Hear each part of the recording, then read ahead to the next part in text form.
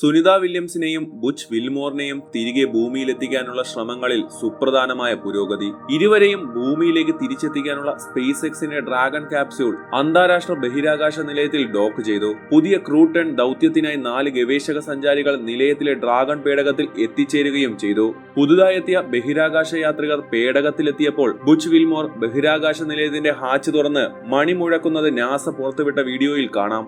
ആലിംഗനങ്ങളും ഹസ്തദാനങ്ങളും നൽകി സുനിതയും വിൽമോറും പുതിയ അംഗങ്ങളെ സ്വീകരിച്ചു.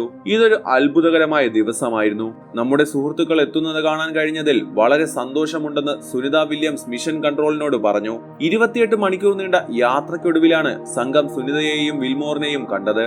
വെറും 8 ദിവസത്തെ ദൗത്യത്തിനായാണ് ബോയിങ്ങിന്റെ പരീക്ഷണ സ്റ്റാർലൈൻ പേടകത്തിൽ 2024 ജൂണിൽ സുനിത വില്യംസും ബുച്ച് വിൽമോറും അന്താരാഷ്ട്ര ബഹിരാകാശ നിലയത്തിലെത്തിയത്.